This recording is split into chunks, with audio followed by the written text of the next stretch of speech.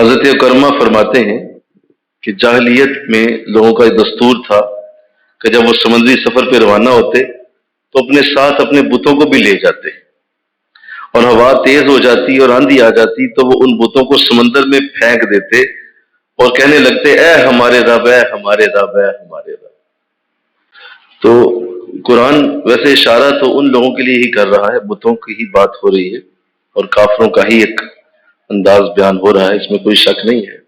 قرآن اشارے کرتا ہے، اصل میں یہ میرے اور آپ کے لیے ایک تادیب ہے کہ جب ہمارے اوپر کوئی مصیبت آتی ہے، پریشانی آتی ہے اور دکھ آتا ہے تو اس وقت ہمارا رویہ کیا ہوتا ہے؟ جب ہم ٹھیک ہوتے ہیں، ہماری ہر چیز ٹھیک چل رہی ہے اور پیسوں کی ریل پیل ہے، صحت بھی ٹھیک ہے، گھر میں بھی امن ہے، تو کوئی اللہ رسول یاد نہیں۔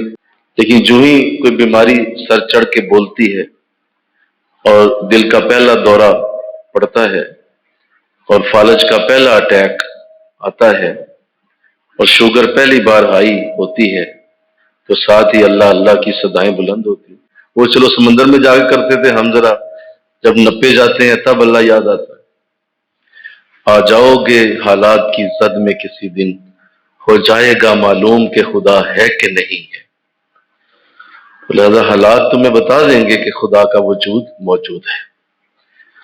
اس سے پہلے انسان اپنے رب کے ساتھ مخلص رہے، اپنے رب کے ساتھ پیار کرے، اپنے رب کے ساتھ معاملات ٹھیک رکھے۔ اگر اسلام نے فرمایا جب کوئی شخص مصیبت میں، پریشانی میں مبتلا ہوتا ہے اور وہ اللہ کو یاد کرتا ہے تو فرشتے سن کر اللہ کی بارگاہ میں عرض کرتے ہیں مولا یہ تو وہی آواز ہے جو ہم خوشی میں بھی سنا کرتے تھے، مولا ہم تجھے فریاد کرتے ہیں اس کا غم دور فرما دے۔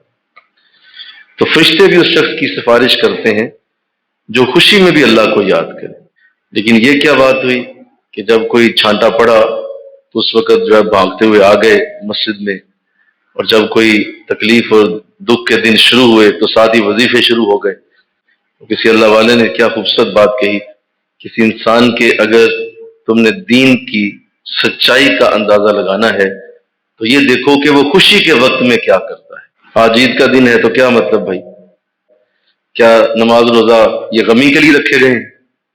یا قرآن تکلیف میں ہی کھولنا ہے آپ نے، سورہ یاسین تبھی پڑھنی ہے آپ نے جب دکان بند ہونی؟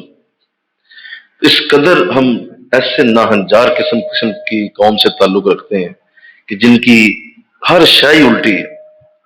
تو حضرت علی رضی اللہ تعالیٰ عنہ فرماتے ہیں مولا میں نے تیری ساری نعمتیں دیکھی ہیں، تیرے سارے کرم دیکھے ہیں، تیرے فضل دیکھے ہیں، مجھے تو یہ سمجھ نہیں آتی کہ اتنی نعمتوں کے بعد سوائے سجدے کے میں تجھے دے کیا سکتا ہوں۔